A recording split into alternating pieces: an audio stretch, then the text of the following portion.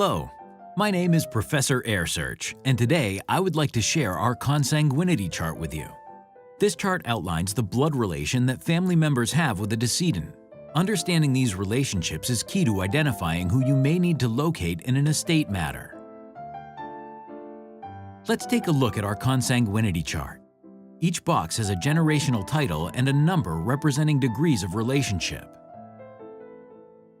To begin reading the chart, place the decedent in the blank box. Moving down from the decedent, the lineal descendants are described by their generational title and degree of relationship. Moving up to the next column, we see the level 1 heirs described by generational title and degree of relationship. The chart continues up, moving through level 2, level 3, and level 4 heirs. Many factors are involved in determining which level will be used for a specific estate matter. Each state has its own specific descent and distribution statutes and differ to which generational level or degree of consanguinity is required by law for locating living heirs. For example, in New York State, a level 2 search is required up to the level of first cousins once removed. Now, let's try this with a decedent. We'll call him John Smith. We place him in the blank box. His lineal descendants can be determined by following the line directly below him to identify his children, grandchildren, and great-grandchildren. As we move through each generation, the degree of consanguinity, or blood relationship, is identified. If John Smith has no living lineal descendants, we will move up to the next level of the chart.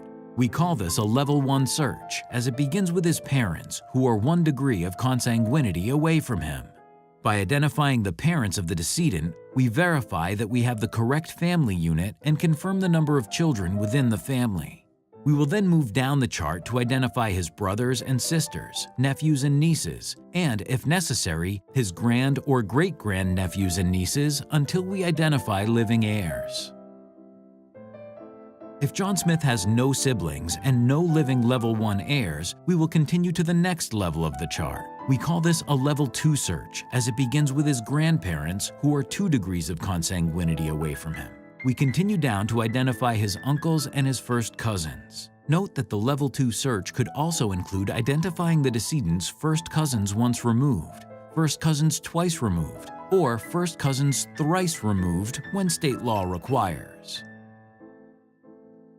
Within a level 2 search or higher, we will need to identify family members on both the decedent's paternal and maternal sides of the family. The paternal relatives fall under the decedent's father's side of the family, which are the paternal aunts or uncles of the decedent. Lineages descending from these relatives will bring us to the decedent's paternal first cousins and so on. Respectively, the maternal relatives are in relation to the decedent's mother's side of the family. The higher we go up the consanguinity chart, the further back we go into the decedent's genealogy, and the larger and more complex the family tree may become. Each level up the chart requires that the previous level of search has proven there are no living heirs. We hope that you have found this walkthrough of our consanguinity chart helpful.